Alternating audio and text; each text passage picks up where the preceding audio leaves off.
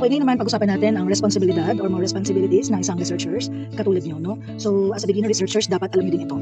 No? So, ang pinaka-main idea ng topic na ito, na ang researcher dapat ay responsible for the design of your research. How will you conduct properly the research? And you're able to make a final say about your research, and you're able to do all the procedure for the finalization of your research paper. And also, responsible din ang isang researcher, kahit kayo ay mga novice researcher or beginner researcher, kailangan din ay ikaparaan na din kung paano yung i-disseminate or i-share ang resulta ng research. Diba? So now the questions is, what are the specific responsibilities of a researcher? So sa susunod na term, nagkakaroon tayo ng capstone research project, wherein dito yung moment na kayo ay mag-conduct na talaga ng isang research. Okay, so capstone research, this is just only the partial graduation requirement na kung saan ang lahat ng senior high school students ay dapat talagang makayari. Hindi pa pwede gagraduate kayo na hindi natapos ang inyong research. So kaya ganoon na lang yung ating puspusang gawa para sa ating ginagawang research. So kaya yung inyong mga research paper, yung mga ginawa nyong performance task, yung mga for title defense, ay kulang pa yan. Wala pa yan sa totoong gagawin natin. So preparation pa lang yan, draft pa lang yan, first scratch paper nyo pa lang yan. So marami pa. So tatagan nyo bilang isang grade 12 researchers. So importante bilang isang beginner researchers na aware kayo sa inyong mga duties and responsibilities. So unang-una nga dito, kailangan ay responsible kayo sa paggawa ng tamang design ng inyong research, pag-conduct at pag-finalize. So ina-expect kayo na magkaroon kayo ng tamang pagsunod or o-observe nyo at naiintindihan nyo ang ethical standards and nakakasunod kayo sa guidelines, procedure set ng school or sa isang pag-conduct ng isang capstone research project.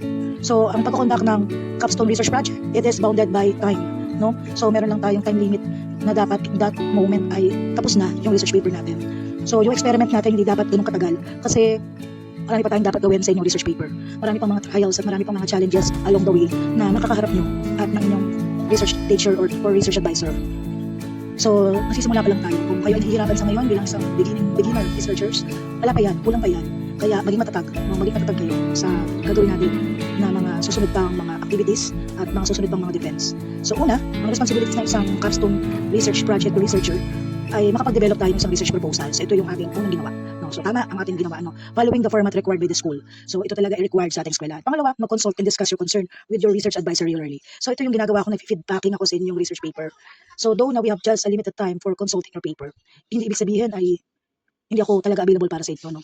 Ang ibig sabihin ko lang po dito, may tamang panahon kung kailan tayo magkakaroon pa ng face-to-face consultation with your paper. So all my communication with you ay nakasulat na sa inyong research paper, and at the same time ay inaharap ko na kayo sa mga experts, teachers na may kinalaman doon sa inyong research paper. Another one is that you have to attend the required research orientation session, accomplish research form, and follow the research protocols prior to the conduct of experimentation. So gagawin natin to bago tayo mag-laboratory or pumunta sa mga laboratory testing center. So, mga halimbawa niyan, mga letter, tapos mag-i-email tayo doon sa school o sa laboratory testing, may isasubmit silang mga guidelines, babasahin natin yun, i-prepare natin siya, unawain natin siya, and then pag okay na, makipag-contact tayo sa kanila. And then may mga forms sila doon, i-complain natin, sasagutan natin yun, tsaka pa lang tayo, natin ibibigay yung mga samples. O kaya naman, may mga pagkakataon, kayo rin yung mag-aasikaso mismo ng samples nyo, kayo rin yung magte-test. Okay? Mag-accomplish din tayo ng mga preparatory activities. Ito yung mga halimbawa na ginawa ko sa inyo. Prepare all materials in advance. So, kaya isinulat natin. So, ang next natin posibleng gawin dito ay i-check natin ang mga availability materials sa laboratory. So, kung wala, iisip kayo ng kaparaanan para magkaroon ng ganong material. Pwede tayong hiram sa ibang school kung may kakilala kayo. O kaya naman ay pwede tayong bumili doon sa mga dating researchers na makukontak nyo. O kaya naman ay pwede tayong hiram. O kaya naman ay pwede tayong makabili, no? Kung wala available. And then familiarize yourself with the procedures and alternatives. Kaya nga, lagi kong pinababasa ang inyong research paper. Kaya nga kayo nagsusulat at itong dahilan kung bakit ko kayo pinagsusulat ng inyong research paper, pinag-check so that nahanap ang mali, pinapa-imagine ko sa inyo na kayo ay nasa laboratory. Kasi kailangan nyo ma-familiar doon sa procedure. Kailangan nyo maunawaan talaga yung procedure bago tayo pumunta ng laboratory. At yung alternatives naman, kung wala yung ganong tool, ano pwede natin gamitin? Kaya dapat meron kayong plan A, meron din kayong plan B. Another, mag-attend ng mga training session on the use of special equipment. So since you are just a student, medyo malabo ito. So ang pwede natin gawin dito ay pwede tayong manood ng mga tutorial sa YouTube kung paano natin gagamitin yung mga ganong materials. Especially kung yung material na yun ay bagong bili, hanapin nyo kung paano siya ginagamit. Okay? Next, mag-obtain naman tayo ng necessary permits when needed. So mga examples nito ay yung mga parent consent, kung haalis tayo ng school. Another one is that gagawa tayo ng mga letter permission na ibibigay natin at ipapabasa natin sa mga chairman, assistant principal, and principal na approved na tayo ay pwedeng lumabas. And at the same time, gagawa rin tayo ng letter na nagre-request tayo dun sa school or doon sa mga laboratory testing center, universities, na hingi tayo ng permission kung pwedeng gamitin ang kanilang laboratory or pwede tayo mag-send sa kanila ng mga samples. No? So yun yung mga example ng mga permits na kakailanganin natin. At yun po ba ay gagawin natin? Gagawin din po natin yan. Another, magkoconsult tayo ng expert for the procedures and details of the experiment. So, ang pagiging research advisor ay hindi lamang niya sinosolo ang research paper, ano. Kaya nagkakaroon tayo ng mga panelists, humingi tayo ng kanila pang mga iba pang mga kaalaman. So may mga ibang research teachers, pwede kayong lumapit at humingi ng kanilang kaalaman upang magabayan kayo. Especially, pwede mo silang tanungin kung anong kanilang mga major o saan sila ano yung kanilang expertise. So kung yung topic nyo is more on chemicals, pwede kayo pumunta sa mga chemistry teachers. Humingi kayo ng idea kung paano isasagawa ang procedure na yun. Kung it's more on life science, pumunta kayo sa mga teacher na major in biology, magpatulong kayo kung paano gawin ang isang procedure na yun. Kung ang kakulangan nyo naman is more on statistics, pwede tayo lumapit sa mga statistic teachers. At details naman dun sa experiment, especially nga dun sa mga procedures, no, pwede tayo lumapit. Okay? Pwede po ba yung mga teachers sa research sa San Miguel? Pwede. Yung mga teachers niyo sa high school, sa junior high? Pwede. Yung mga kapatid tita nyo na sa inyo ay makakatulong para sa inyong procedure kahit hindi teacher, engineer, IT, electrician, pwede ba sila? Pwede rin po. Basta nakadepende yan sa topic nyo. Kung sila ay nakalinya doon sa topic nyo.